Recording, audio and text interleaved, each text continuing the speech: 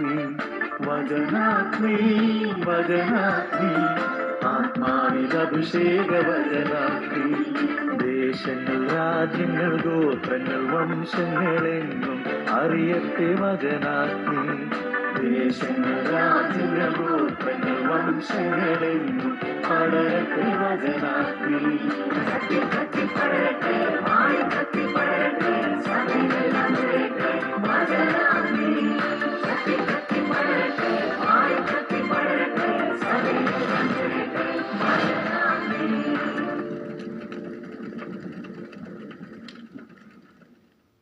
യേശുവിൽ ഏറ്റവും സ്നേഹം നിറഞ്ഞ പ്രിയമുള്ളവരെ, നിങ്ങളെല്ലാവരെയും ഈ വചനാഗ്നി ശുശ്രൂഷയിലേക്ക് ഏറ്റവും സ്നേഹത്തോടെ സ്വാഗതം ചെയ്യുകയാണ്.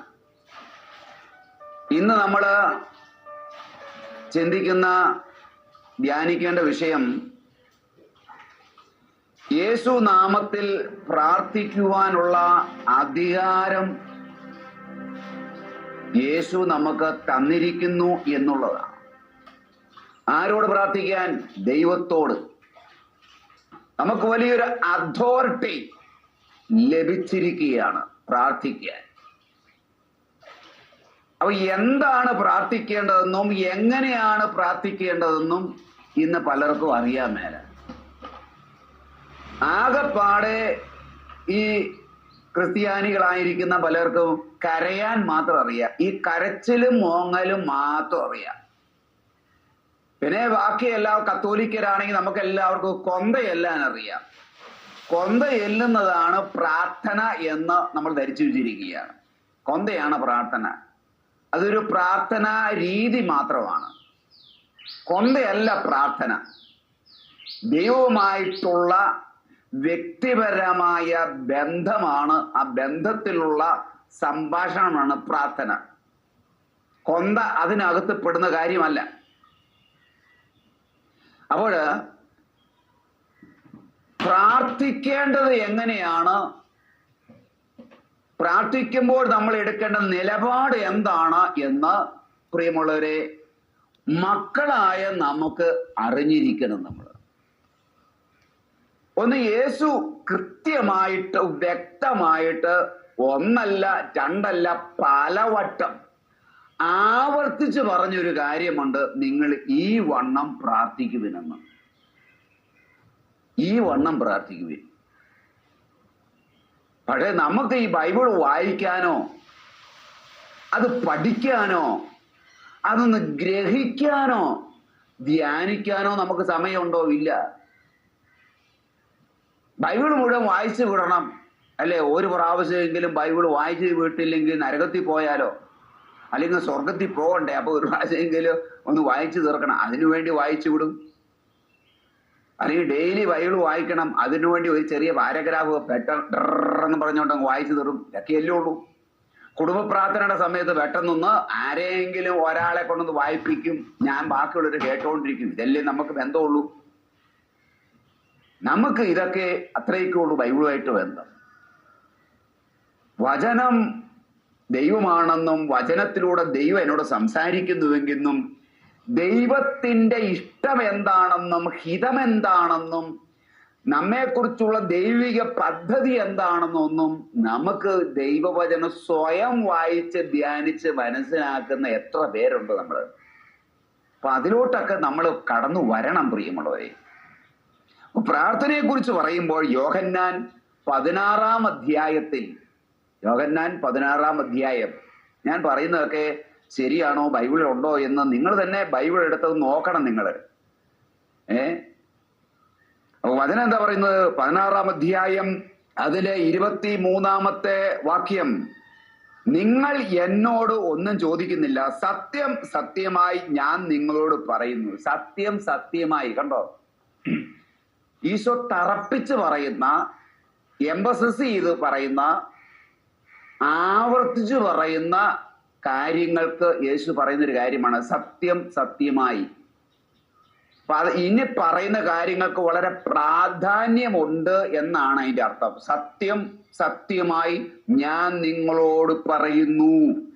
അപ്പൊ അങ്ങനെ പറഞ്ഞ അങ്ങനെ ഒരു ഇൻട്രഡക്ഷൻ, അങ്ങനെ ഒരു വാചകം ചേർത്തിട്ടുണ്ടെങ്കിൽ അത് കഴിഞ്ഞു വരുന്ന വചനത്തിന് വലിയ അമിത പ്രാധാന്യമുണ്ട് എന്നാണ് അതിന്റെ അർത്ഥം. അത് വളരെ ശ്രദ്ധിക്കണം നമ്മൾ. അതിന് വലിയ ഗൗരവം നമ്മൾ കൊടുക്കണം. അപ്പൊ എന്താ യേശു പറയുന്നത്? സത്യം സത്യമായി ഞാൻ നിങ്ങളോട് പറയുന്നു, നിങ്ങൾ എൻ്റെ നാമത്തിൽ പിതാവിനോട് ചോദിക്കുന്നത് എന്തും അവിടുന്ന് നിങ്ങൾക്ക് നൽകും. എൻ്റെ നാമത്തിൽ ചോദിക്കണം.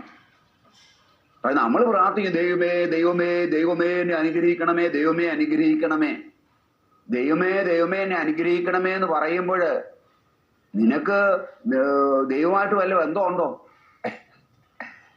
നിനക്ക് ദൈവമായിട്ട് വല്ല ബന്ധമുണ്ടോ? മനസ്സിലായ? നമുക്കൊരു കെയർ ഓഫ് വേണം.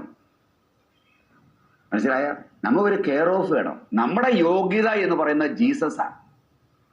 നമുക്ക് ദൈവത്തിന്റെ മുമ്പിൽ നിൽക്കാനുള്ള ഒറ്റ യോഗ്യത എന്ന് പറയുന്ന യേശുവാണ്. അവന്റെ യോഗ്യതയാണ് ദൈവത്തിന്റെ മുൻപിൽ നിൽക്കാൻ, നിവരെ നിൽക്കാൻ നമ്മളെ യോഗ്യരാക്കുന്നത്. അപ്പോ എൻ്റെ നാമത്തിൽ, അതാണ് പറയുക, എൻ്റെ നാമത്തിൽ നിങ്ങൾ പിതാവിനോട്, ദൈവത്തോട്, എൻ്റെ അപ്പനോട്, എൻ്റെ നാമത്തിൽ എൻ്റെ അപ്പനോട് എന്തെങ്കിലും ചോദിച്ചാൽ അവിടുന്ന് അത് തരും. നിങ്ങൾ യേശുവിന്റെ നാമത്തിൽ ചോദിച്ചിട്ടുണ്ടോ? നിങ്ങൾ നിലവിളിച്ചിട്ടുണ്ട്, ദൈവമേ എന്നെ അനുഗ്രഹിക്കണമേ എന്ന്. കേട്ടോ, അടുത്ത വാക്യം എന്താ പറയുന്നത്? ഇതുവരെ നിങ്ങൾ എൻ്റെ നാമത്തിൽ ഒന്നും തന്നെ ചോദിച്ചിട്ടില്ല. എൻ്റെ നാമത്തിൽ ചോദിച്ചിട്ടില്ല. യേശുവിന്റെ നാമത്തിൽ നമ്മൾ ചോദിക്കേണ്ടത് ആരോടാ? ദൈവത്തോടാ ചോദിക്കണ്ടേ. നമ്മൾ ദൈവത്തോട് ചോദിക്കണം, നമ്മുടെ അപ്പനോട് ചോദിക്കണം. നമ്മുടെ വീട്ടിൽ എന്തെങ്കിലും ആവശ്യങ്ങളുണ്ടെങ്കിൽ നമ്മളെ എല്ലാ കാര്യങ്ങളും ചോദിക്കുന്ന കുടുംബനാഥൻ ആരാ? അപ്പനാ. നമ്മുടെ അപ്പനാ കുടുംബനാഥൻ. നമ്മുടെ ചേട്ടായിമാരോ അനിയന്മാരോ വേറെ ആരെങ്കിലും അല്ല ആ കുടുംബത്തിന്റെ കാര്യങ്ങൾ നടപ്പില്ല. വരുമാനം കൊണ്ടുവരുന്നത് കുടുംബനാഥനാണ്. വരുമാനം കൊണ്ടിരുന്നയാള് കുടുംബത്തിന്റെ കാർന്നോരാണ് കുടുംബത്തിലെ കാര്യങ്ങൾ നടപ്പിലാക്കുന്നത്. അപ്പൊ നമ്മുടെ ഏത് കാര്യങ്ങളും ആലോചിക്കുന്നതും ചിന്തിക്കുന്നതും പ്ലാൻ ചെയ്യുന്നതും നമ്മുടെ ആവശ്യങ്ങൾ ചോദിക്കുന്നതെല്ലാം കുടുംബനാഥനോടാ. അപ്പോൾ നമ്മൾ ചോദിക്കുന്നത് ദൈവത്തോടാ. ദൈവത്തോട് ചോദിക്കാൻ ഇവിടെ ഒരു കെയർ ഓഫ് ഉണ്ട്. അതിലാ യേശു ഒരു ഇടനിലക്കാരൻ വന്നിരിക്കുകയാണ്. യേശു പറയാം, എൻ്റെ നാമത്തിൽ നിങ്ങൾ ഇതുവരെ ദൈവത്തോട് ചോദിച്ചിട്ടില്ല. യേശു തന്നെ പറയത് ചോദിച്ചിട്ടില്ല. എന്നിട്ട് ചോദിക്കുവിൻ, നിങ്ങൾക്ക് കിട്ടും. അതുമൂലം നിങ്ങളുടെ സന്തോഷം പൂർണ്ണമാകുകയും ചെയ്യും. നിങ്ങളുടെ സന്തോഷം പൂർണ്ണമായ സന്തോഷം നിങ്ങൾക്ക് ലഭിക്കും. നിങ്ങൾ ചോദിക്കണം. ആരോട്? ദൈവത്തോട്. എങ്ങനെ ചോദിക്കുക? എൻ്റെ നാമത്തിൽ ചോദിക്കും. മനസ്സിലായോ? നമുക്ക് ഒരു കോളേജിൽ നമ്മുടെ കുട്ടികൾക്ക് +2 ചേർന്നു, അല്ലെങ്കിൽ വേറെ എന്തെങ്കിലും കാര്യങ്ങൾ ഡിഗ്രിക്ക് ചേർന്നു, ഒരു അഡ്മിഷൻ വേണം. അപ്പൊ അവിടെ ചെന്നപ്പോൾ പറഞ്ഞു, വികാരിയച്ഛൻ്റെ ഒരു കത്ത് ആയിട്ട് വന്നാൽ അഡ്മിഷൻ തരാന്ന് പറഞ്ഞു. അപ്പൊ നമ്മൾ എന്നാ ചെയ്യും? നമ്മുടെ വികാരിയച്ഛനെ പോയി കണ്ടു. വികാരിയച്ഛൻ പരിചയമുണ്ട്. വികാരിയച്ഛനെ പോയി കണ്ടു. വികാരിയച്ഛൻ പള്ളിയിലെ ലെറ്റർപാടയിൽ വികാരിയച്ഛനെല്ലാം എഴുതിയെല്ലാം കിട്ടി. എന്നിട്ട് അത് കവറിനകത്തിട്ട് നമുക്ക് തന്നു. നമ്മൾ അതുമായിട്ട് കോളേജിൽ ചെന്നു. നമ്മുടെ കൊച്ച് കോളേജിൽ ചെന്നു. കോളേജ് പ്രിൻസിപ്പാള് അത് നോക്കി വായിച്ചു കഴിഞ്ഞപ്പോൾ അതിന് വിലയില്ല എന്ന് പറഞ്ഞു. കാരണം എന്താ? അതിൻ്റെ താഴെ പേരും എഴുതിയിട്ടില്ല, ഒപ്പുമില്ല. മാറ്ററുണ്ട്, പേരും ഒപ്പുമില്ല. അത് വാല്യൂഡ് അല്ല. കണ്ടോ? അത് വിലയുള്ളതായി മാറുന്നത് എപ്പോഴാണ്? ആ എഴുതിയ ആളുടെ പേരും ഒപ്പും സിഗ്നേച്ചറും വരുമ്പോഴാണ് അതിന് വിലയുള്ളതായിട്ട് മാറുന്നത്. പ്രിയമുള്ളവരെ, നമ്മുടെ ദൈവത്തിന്റെ പക്കലേക്ക് ഉയർത്തുന്ന പ്രാർത്ഥനകൾ സ്വർഗം സ്വീകരിക്കുന്നത്, ദൈവത്തിന്റെ പക്കൽ എത്തിച്ചേരുന്നത്, ആ പ്രാർത്ഥനയ്ക്ക് സ്വർഗത്തിൽ നിന്ന് ആമേൻ എന്നൊരു ഉത്തരം കിട്ടുന്നത് സ്വർഗത്തിൽ അത് സ്വീകരിക്കപ്പെടുന്നത് യേശുവിൻ്റെ അപ്രൂവൽ ഉള്ളപ്പോഴാണ്, യേശുവിൻ്റെ സിഗ്നേച്ചർ ഉള്ളപ്പോഴാണ്, യേശുവിൻ്റെ നാമം അതിൻ്റെ അവസാനം നമ്മുടെ പ്രാർത്ഥനകൾക്ക് ശേഷം പ്രാർത്ഥനയുടെ അടിയിൽ യേശുവിൻ്റെ നാമത്തിൽ എന്ന് പറഞ്ഞ് ഒരു ഒപ്പിട്ടേ നിങ്ങൾ. പെട്ടെന്ന് ആ പ്രാർത്ഥനയ്ക്ക് മറുപടി ഉണ്ടാകും, സ്വർഗം സ്വീകരിക്കും. ഇത് യേശു തന്നെ വേണം പഠിപ്പിച്ചതാ. നിങ്ങൾ എൻ്റെ നാമത്തിൽ ഒരു അപേക്ഷ അങ്ങോട്ട് കൊടുത്തേ, എൻ്റെ നാമത്തിൽ ഒരു ആപ്ലിക്കേഷൻ അങ്ങോട്ട് കൊടുത്തേ, അതവിടെ സ്വീകരിക്കും. ഇത്രയും നാളും നിങ്ങൾ നിലവിളിച്ചു, പ്രാർത്ഥിച്ചു, കരഞ്ഞു, അവിടെ ഇവിടെ എല്ലാം പോയി, നിങ്ങൾ പല കലാപരിപാടികളും നടത്തി, ചടങ്ങുകൾ നടത്തി, ഉള്ള സന്തോഷം പോയെന്ന് മാത്രമേ ഉള്ളൂ.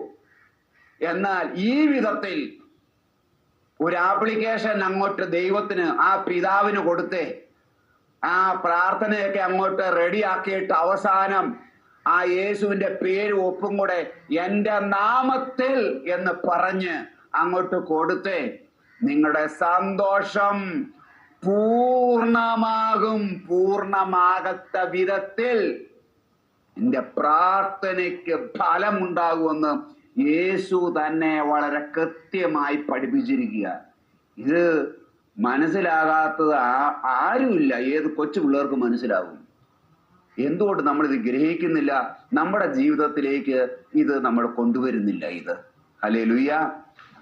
വീണ്ടും ദൈവത്തിന്റെ തിരുവചനം ഇങ്ങനെ പഠിപ്പിക്കുന്നു. യോഹന്നാൻ ശ്ലീഹ എഴുതിയ സുവിശേഷത്തിൽ 15-ാം അധ്യായം 16-ാമത്തെ തിരുവചനം, യോഹന്നാൻ 15:16 ഇങ്ങനെ പറയുകയാണ്: നിങ്ങൾ പോയി ഫലം പുറപ്പെടുവിക്കേണ്ടതിനും ഫലം നിങ്ങളിൽ നിൽക്കണം വേണ്ടി ഞാൻ നിങ്ങളെ നിയോഗിച്ചിരിക്കുന്നു. നിങ്ങൾ എൻ്റെ നാമത്തിൽ പിതാവിനോട് ചോദിക്കുന്നത് എന്തും നിങ്ങൾക്ക് ഞാൻ നൽകും. നിങ്ങൾ എൻ്റെ നാമത്തിൽ പിതാവിനോട് ചോദിക്കുന്നത് എന്തും നൽകും.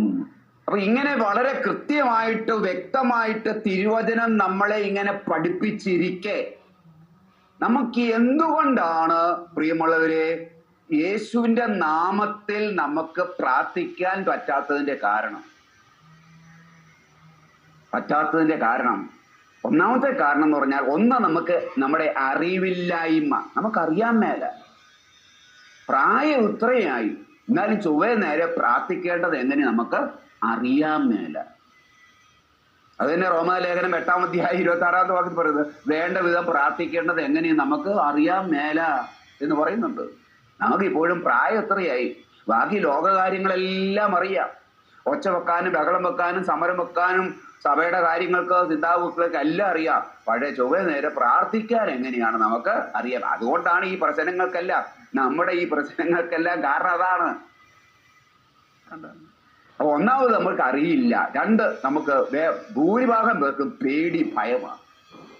ദൈവസന്നിധിയിൽ വരുമ്പോൾ ദൈവത്തെ തന്നെ ഭയപ്പാടുള്ള വലിയൊരു സമൂഹമാണ് ക്രൈസ്തവ സമൂഹം. ഇപ്പൊ നമ്മള് ഒരു ഭീരുക്കളെ പോലെ അപകർഷതാബോധമായി ഭീരുക്കളായിട്ട് നമ്മുടെ ധൈര്യം നഷ്ടപ്പെട്ട് നഷ്ടധൈര്യരായി ദൈവം ശിക്ഷിക്കുന്നവനാണ്. അങ്ങനെ ശിക്ഷിക്കുന്നയാളുടെ മുമ്പിൽ നമ്മൾ പോലീസ് സ്റ്റേഷനിൽ ചെല്ലുമ്പോൾ എങ്ങനെ നിൽക്കുന്നത്, നമ്മുടെ ബോഡി ലാംഗ്വേജ് എങ്ങനെയാ, അങ്ങനെ ഒരു ബോഡി ലാംഗ്വേജിലാണ് നമ്മൾ പലപ്പോഴും പള്ളിയിൽ ചെല്ലുന്നതും തീർത്ഥാടന കേന്ദ്രങ്ങളിൽ ചെല്ലുന്നതും ധ്യാന കേന്ദ്രങ്ങളിൽ ചെല്ലുമ്പോഴെല്ലാം ഇങ്ങനെ വിഷമിച്ച് സങ്കടപ്പെട്ട് ഇങ്ങനെ നിൽക്കുക. കാരണം നമ്മുടെ ഉള്ളിൽ ഒരു ഭയമാണ്, ഭയചകിതരായിട്ട് നമ്മൾ നിൽക്കുന്നത്. കാരണം നമ്മളെ ശിക്ഷിക്കുന്ന, നമ്മളെ ഭീതിയോടെ നോക്കുന്ന, നമ്മുടെ പാപങ്ങൾക്ക് തക്ക ശിക്ഷ നൽകുന്ന അങ്ങനെയൊക്കെ ഉള്ള ഒരു ദൈവമായിട്ട് നമ്മുടെ ഉള്ളിൻ്റെ ഉള്ളിൽ ഒരു ചിത്രം ദൈവത്തെക്കുറിച്ച് നമ്മുടെ ഉള്ളിലുണ്ട്. അതുകൊണ്ട് നമുക്ക് എന്നാ ഇതറിയാവോ, ചൊവ്വേ നേരെ അവകാശത്തോടെ ധൈര്യത്തോടെ പ്രാഗൽഭ്യത്തോടെ നമുക്ക് പ്രാർത്ഥിക്കാൻ പറ്റുന്നില്ല. യേശു പറഞ്ഞു, എൻ്റെ നാമത്തിൽ നിങ്ങൾ ചോദിച്ചോ ദൈവം തരും. അത് നമുക്ക് ചോദിക്കാൻ പറ്റുകയില്ല. ഇവിടെ അങ്ങനെ ചോദിക്കാനുള്ള അവകാശം നമുക്കുണ്ടോ? ഞാൻ പാപിയും പുഴുവും കൃമിയൊക്കെ അല്ലേ? അപ്പൊ നമ്മുടെ അകത്ത് ഇരുന്നുകൊണ്ട് തിന്മ നമ്മുടെ ഉള്ളിൽ നിന്ന് പറയുക. നമ്മളങ്ങനെ യോഗ്യര് വല്ലാണോ? ഇന്നലെയും കള്ളു കുടിച്ചിട്ടല്ലേ ഇരുന്നേ? ഇന്നലെയും 10 പേരെ തേറ് പറഞ്ഞിട്ടാ ഇരിക്കുന്നേ. അപ്പോ നമ്മുടെ ഉള്ളിലെ പാപം നമ്മളെ കൊണ്ട് പറയിപ്പിക്കും. നമ്മൾ അങ്ങനെ വലിയ യോഗ്യരൊന്നും അവകാശത്തോടെ പറയാനായിട്ടുള്ള യോഗ്യതയും നമുക്ക് ഇല്ല എന്ന് മനസ്സിലായോ? അപ്പൊ നമ്മുടെ അയോഗ്യതകൾ നമ്മളെ പിന്തിരിപ്പിക്കുക, ഇങ്ങോട്ട് പുറകോട്ട് വലിപ്പിക്കുക. നമുക്ക് പേടിയും ഭയത്തോടെയാണ് നമ്മൾ ഈ നമ്മുടെ ദൈവസന്നിധിയിൽ അല്ലെങ്കിൽ പ്രാർത്ഥനാ സ്ഥലത്ത് നമ്മൾ വരുന്നത്, പ്രാർത്ഥിക്കാതിരിക്കുന്നത് തന്നെ. കാരണം എന്താ? നമ്മൾ വചനം അനുസരിക്കാറില്ല.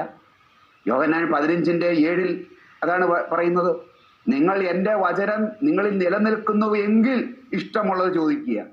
ദൈവവചനത്തിൽ നമ്മൾ നിലനിൽക്കാത്തത് കൊണ്ടാണ് നമുക്ക് ദൈവസന്നിധിയിൽ വരാനായിട്ട് പേടി, നമ്മൾ ഭയം. ഈ ഭയം ഉള്ളത് കൊണ്ട് പിന്നെ അവകാശത്തോടെ ചോദിക്കുകയല്ല. നമ്മൾ ഏതെങ്കിലും അയലോക്കംകാരുടെ അടുത്ത്, സ്നേഹിതരുടെ അടുത്ത് ചെന്ന് കുറച്ച് രൂപ കടം തരാവോ എന്നാ ചോദിക്കുക. ഒരു 2000 രൂപ എടുക്കാനുണ്ടോ? 5000 രൂപ എടുക്കാനുണ്ടോ? തരാവോ? അടുത്ത ആഴ്ച അങ്ങോട്ട് തന്നേക്കാം. അങ്ങനെ ചോദിക്കുന്നേ അല്ലേ? എന്നാ ഒരാൾ നമുക്ക് തരാനുണ്ടെങ്കിൽ പോയി 5000 രൂപയ്ക്ക് തന്നേ, അങ്ങനെ പറയുന്നേ, അവകാശത്തോടെ പറയുന്നേ. അല്ലെങ്കിൽ മക്കൾ അപ്പനോട് ചോദിക്കുന്നത് എങ്ങനെയാ? സ്വന്തം വീട്ടിലെ മക്കൾ അപ്പനോട് ചോദിക്കുക, പപ്പ ഫീസിന് സമയമായി, 2500 രൂപ വേണം.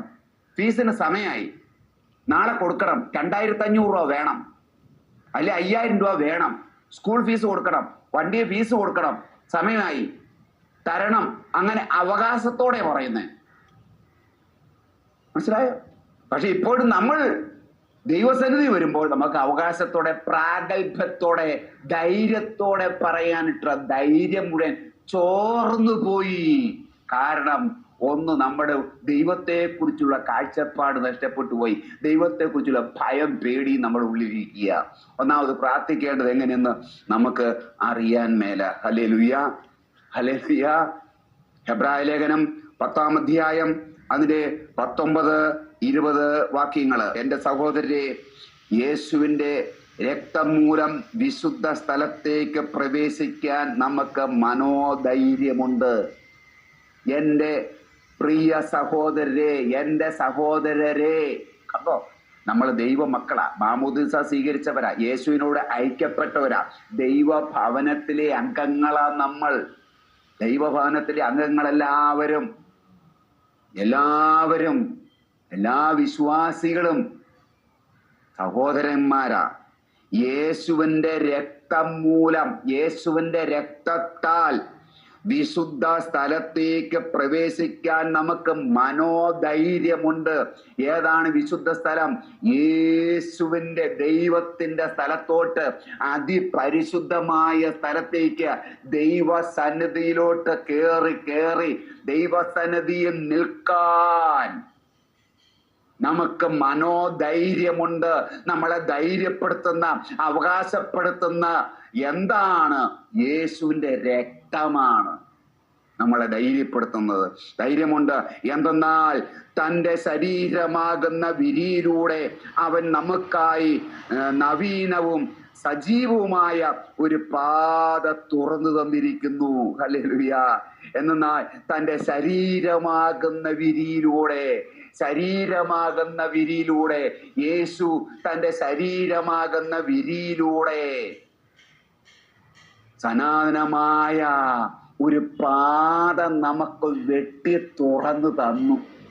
ആ പാതയിലൂടെ നമുക്ക് ദൈവത്തിൻ്റെ സന്നിധിയിൽ നിൽക്കാൻ മനോധൈര്യമുണ്ടെന്ന്. Hallelujah, hallelujah. കാരണം യേശുവിൻ്റെ രക്തമാണ് നമ്മളെ ധൈര്യപ്പെടുത്തുന്നത് അപ്പൻ്റെ മുമ്പിൽ നിൽക്കാൻ.